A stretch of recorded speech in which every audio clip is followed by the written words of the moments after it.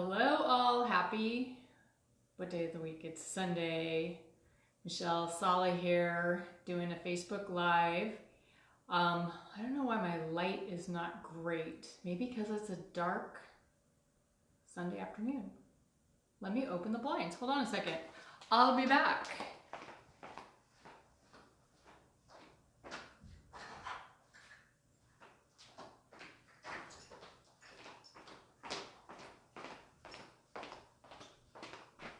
That helps maybe a little bit. I think I'm just gonna have to break down and get one of those halo lights. Stacy, if you're on, I tried unscrewing the light, but it was way too dark. So I had to screw the light back in. So I've got this light hanging here and I'm still playing with this. I like my kitchen background, but the lighting I'm still working on. So hopefully you guys can hear. Let me know if it's bad. On occasion I've had some crackling and I've had to restart the video. But today I wanted to talk about soaking your nuts. Do you have any idea what I might be talking about? I know, it sounds naughty, doesn't it? Okay, so I learned about this years ago when I was first studying to be a health coach. And what I learned is if you eat a lot of nuts, like almonds and walnuts and pecans, because we're told that that's really good for you.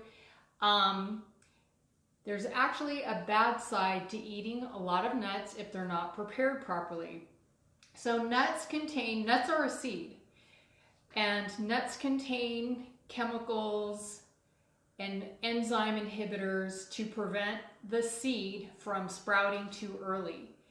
However, when you eat too many of these unsprouted seeds, then humans are ingesting these phytic acids, which are these enzyme inhibitors. And these phytic acids actually can be very hard on your stomach and on your digestion. And a lot of people have a difficult time digesting nuts. And the main reason is because of these phytic acids. It's not necessarily because of the fiber, but it's the phytic acid. So the other downside to phytic acid is it binds to minerals like zinc and magnesium and manganese and I think phosphorus too.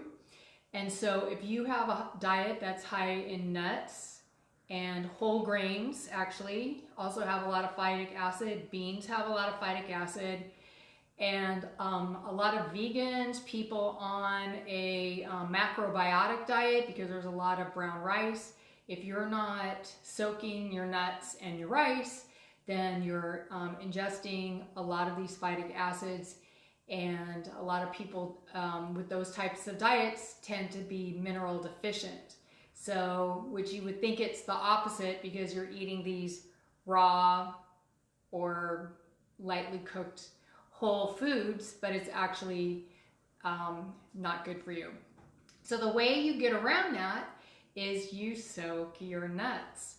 So I normally just buy raw nuts from Costco in the big bag. And so today I'm doing some almonds and I'm doing some walnuts. And I started soaking these, let's see, it's 2:45, probably around noon. So probably about 7 or 8 o'clock tonight, I'll stick them in my dehydrator and I'll rinse them and stick them in my dehydrator.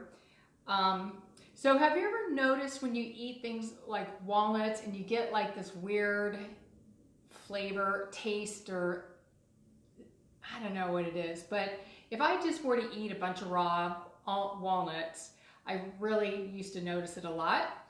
And but now that I soak my nuts, I don't get that at all. So there's various recipes out there or ways to do it. And I'll put a link in it later. I'll link a couple of articles that will give you a little bit more detail. But I just use filtered water and salt, and I don't measure anything. So I probably filled this 8-cup Pyrex halfway full with almonds, and then I dump some salt, maybe like a tablespoon, and filtered water. Some directions will tell you to use warm water.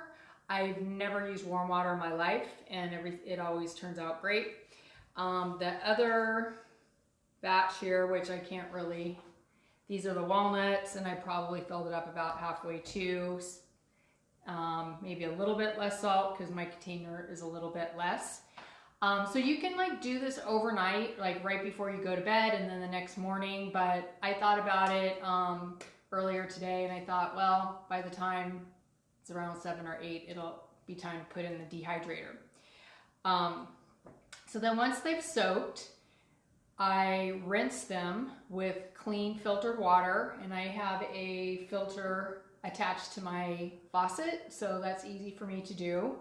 And then I have this handy dandy dehydrator, which dehydrators can be super inexpensive to purchase. This is my second one. My first one didn't have a temperature setting. It just had one, so I don't really know what the temperature setting was on it.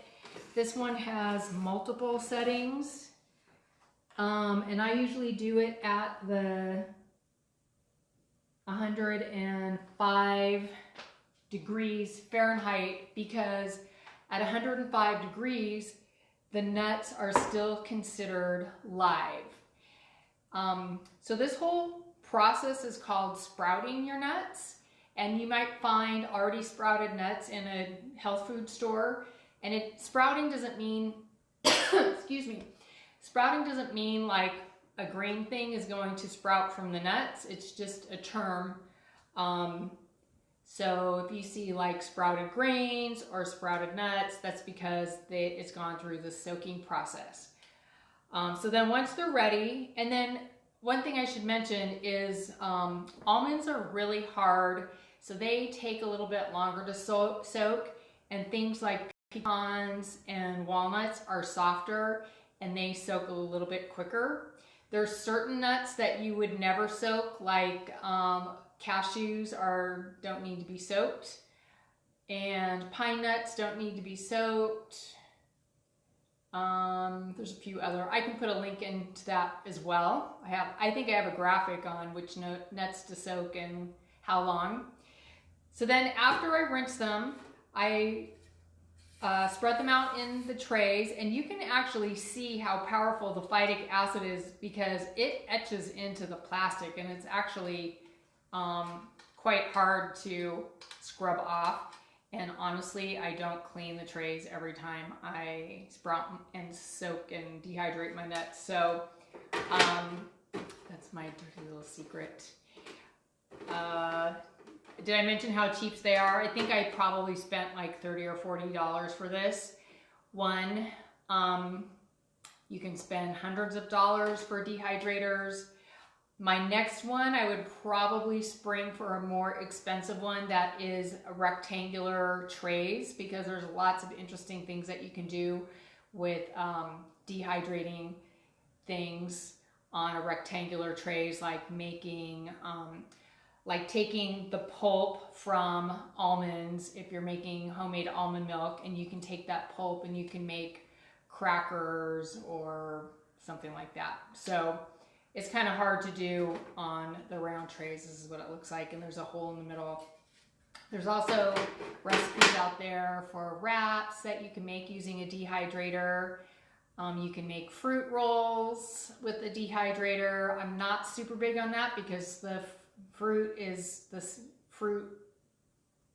puree mix is super concentrated and it's just too high in sugar, and I am a proponent of low and lower carb eating. So that's something you can do with a dehydrator. I personally don't do that. I have some pecans here. I probably made them about a month and a half ago, and I'll do a taste test. They're so much lighter and crunchier than what they are straight out of the bag. The other thing is as far as the time it takes to dehydrate, it can take about 3 days for almonds. and maybe a day, day and a half for walnuts and pecans because they're not as dense. You just have to keep tasting them every so often. And I've had it where this was completely full, and by the time the nuts were done, I had like hardly any left because I was eating the warm nuts. Yeah, I'll admit it.